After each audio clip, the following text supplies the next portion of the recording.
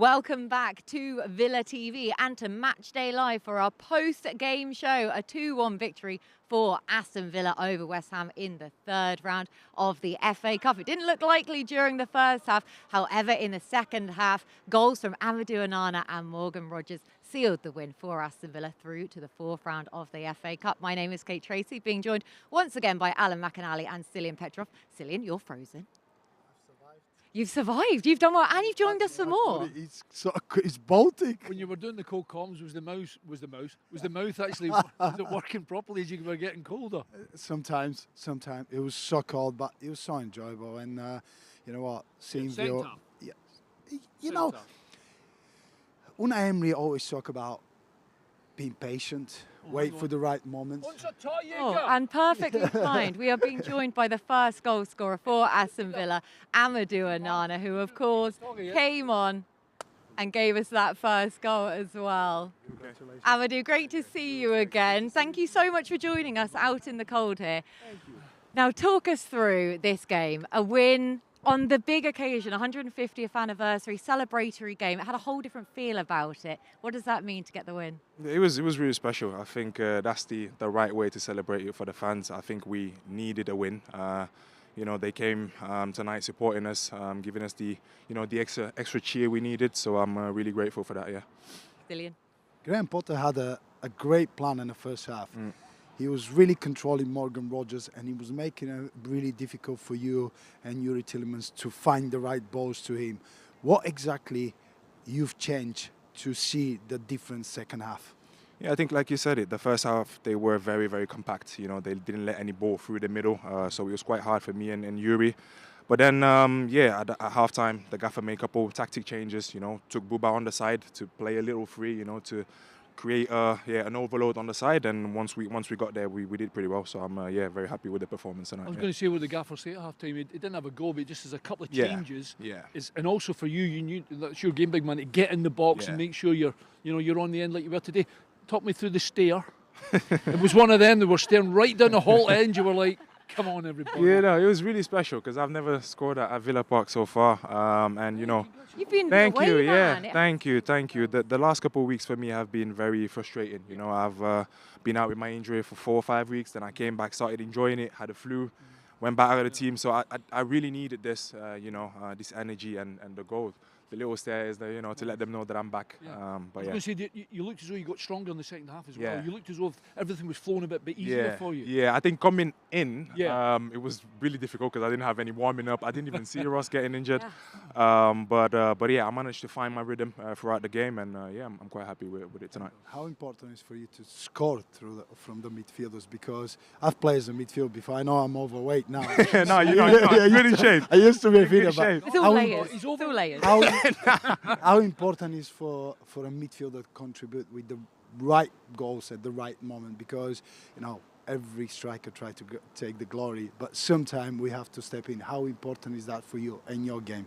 Really, really important. I think at halftime the gaffer said it as well. He was like, if you have the chance to get in the box, absolutely do it. You know, you've got the height for it, you've got the little flair for it, so just go for it. And I think that was the part of my game that was missing a little bit last season, and I'm trying to add more goals to my game. You have to remember, big man, when you're someone like the statue yourself, even you going into the box will cause the other team a little chaos in terms of and it might free up Ollie Watkins. It might free up somebody. The fact that you're getting into the box is something that's really important for you to do for the team. It's very important. Yeah, no, I agree. The kind of unselfish runs just to get in there to create a little bit of chaos. So I definitely agree. Oh, thank you so much. I feel like we've probably gone a bit over our 3 questions allowed. But no, that's fine. I've missed this guy. I'll see you Monday. Oh, don't tell him that. He will come. You must be the only one who's missing him. Amadou, we better let you go back into the warmth because it is freezing out here. So I'll take the mic off of you. But thank you so much again. Lovely to see you, and best of luck coming next season as well. Hey, Montag. Montag, same. There you go. Right, he's bringing out the German again. If you saw our podcast with Amadou Onana, you will know where that reference is coming from. The big man is just amazing to talk to all the time. He seems a bit happier actually. You know, he was not kind of, he's talking about even, you know, not playing in the team, you know, not getting into a rhythm, gets injured, gets the flu, now he's coming back. But I thought as the game went on, I thought he was a real problem for them, definitely. He really was, and we know that. And I mean, it was interesting. We were just looking through his goal stats beforehand, Cillian, for the season so far. Of course, came into Villa during the summer window there. And Amadou just said it himself about those away goals that he scored and how important it was for him to get that goal at Villa Park in front of a Holt end. And he's got it. He does boost your confidence. Yeah. I mean, as a midfielder, and he say, as a midfielder, you have a good game, you have a few bad games. Sometimes when the team is doing well, you can hide around it. Yeah. But when you have so many good midfielders, when they're playing well, when they have that opportunity, you have to be at your best. You have to make that difference. And he's definitely make the difference at the right moments, at the right time. Yeah, the frustration is there. But I think the squad, I think Unai Emery keeps everybody happy because it's about a long season. You're in so many competition, and to get results, you need everybody around. And he's been definitely a pivotal and a key player for Villa. He's one of the senior players here. You know, we spent a lot of money on him. You know, we expect a lot from him.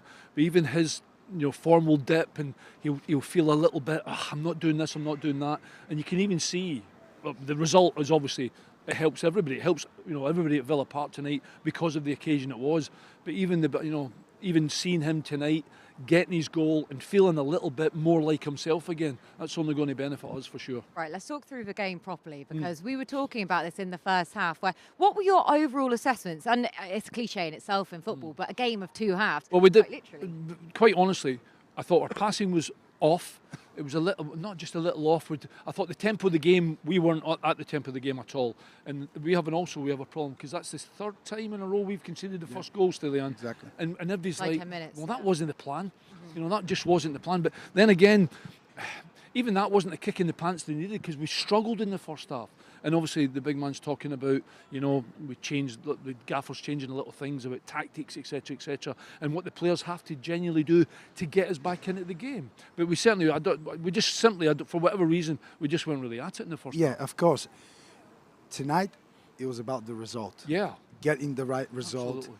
Because celebrating the 150th anniversary, the hype around the yesterday event, the game tonight, going to the next round.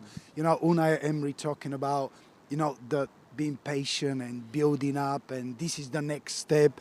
You just have to get a result, and you had to get it and work hard for it. Not with the best performance, but you know what? When you look back, if you go to the final, you will remember that game. I tell you what, you'll have played in games like this sometimes. Even though the way the game was going, and we're all like, come on guys, you know, get your passing going, move the ball quicker through midfield.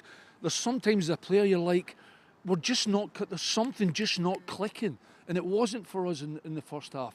And to be fair, even at 1-0, so the game's still up for grabs, absolutely. But then for us to have a second half the way we had it, then you think that's what we expect from our players, and that's exactly what they did tonight. I thought they were really good the second half, really good. The tails really got up. I think that was almost your words, or was it mine? I can't remember. Anyway, we were discussing it. And that was it. As soon as Amadou Onana's goal went in, you could just see the whole dynamic, the whole gear shift of the entire team just completely flipped the other way. Like passes were meeting their man. They were faster. They were able to just ping it here, there and everywhere then. The fans as well.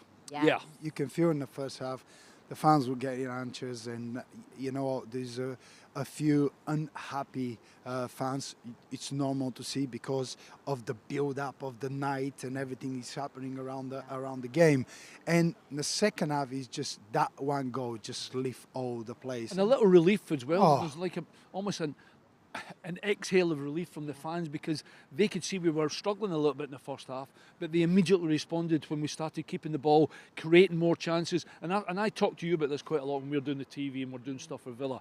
That ball in behind fullback, we started doing that tonight, and all of a sudden they were facing their own goalkeeper, Fabianski. So that was a much bigger problem for them. The first half, we didn't really do that. I know we're trying to play through and try and get Ollie Watkins in the game, and we really struggled with that. Second half, we were sensational at it. And I want to talk to you actually about the width that was created, and perhaps this is why, because Ian Matson got his start, Leon Bailey, of course, there as well, Matty Cash on the overlap as well then, and just that extra width. Do you think that that's a real key dynamic, once it works for Villa, that can just open up more areas for them? Yeah, and the style of play that Unai Emery tried to put forward and to show, sometimes it don't work because there is certain patterns of play, movement of the players. And teams come here and they analyze the team. They know the danger. They know the danger, man. I mean, we've seen in the first half. In the first half, they marked Morgan Rogers out of the game. They just couldn't give him space to move in. The sooner he get that space in the second half, Aston Villa look a complete different team because he opened space for Ollie Watkins. I thought Buendia had made a big difference tonight. With his little creativity, with little finding little spaces, link up with other players, he made the team start playing again. And I'm going to mention something that we probably won't speak about, but I thought Nedeljkovic did well when he came on. He had a very important block.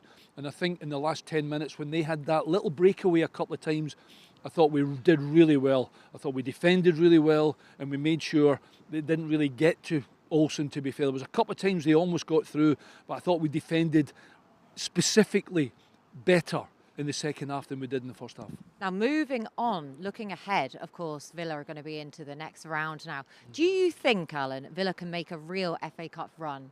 Absolutely. There's absolutely no question about it. If we played, we won't if we play like we played in the first half. Let's be brutally frank. But it's not just from me and Stillian saying it. You know, the players know if we're going to be successful, we're just going to have to be better. But as players, and we've done it as players. There's sometimes you think, right, come on, we need to snap out of this and we need to get in a rhythm. Of course we can. And if we get games here, we'll be favourites. I don't see why we can't get a good run in the cup. Cup runs and cup games, you can't plan ahead. No. You take it one at a time because there's different opponents. You don't know. There's a lot of games coming up, league games, European games, and you have to assess where your squad is, where you are at the moment, see what the fitness of the players are. You just take it one at a time because there's one-off game. There's one-off game. It's completely different than a league, and you just have to concentrate that. The round is, we passed the round, and this is the most important. Wait for the next one. And we can build a bit of momentum up, remember. I mean, we talk about the European, we've been really good in Europe so far. You know, there's not been too many bumps in the road. Domestically, we're still in a good position. I think the manager's relatively happy. He talks about this progression. Well, a little progression in the cup would be nice, and build that momentum into the domestic games, into the European games. And listen, there's not one fan who's gone home unhappy tonight, but they're in their head thinking, hey, a wee trip to the cup final would be just absolutely lovely. And they're all wishing that we go deep in this competition. Gets the fans dreaming. Absolutely, 100%. Gets the confidence going. Confidence is such a huge thing in this game, as we know. So regardless of the competition, just winning, getting that mentality to take it forwards is so huge, Cillian. That's how the big teams win. Aye. Yeah. They don't think about who we got next and what's going to happen in the next round. We just try to jump over hurdles. And tonight, Aston Villa have jumped over one hurdle. Wait for the next one. Right, lads, it's about -75 out here, so I think we should probably get ourselves inside. I don't know how Cillian... You've done well tonight. You've done well tonight. I've been in a box. Cillian's the one who's done the best of all. But anyway, we were heartened by the action on the pitch, though, weren't we? So, lads, thank you so much for coming back and joining me, and for all of your efforts throughout the day as well. Thank you so much for watching. Villa are through to the 4th round of the FA Cup. Up the Villa.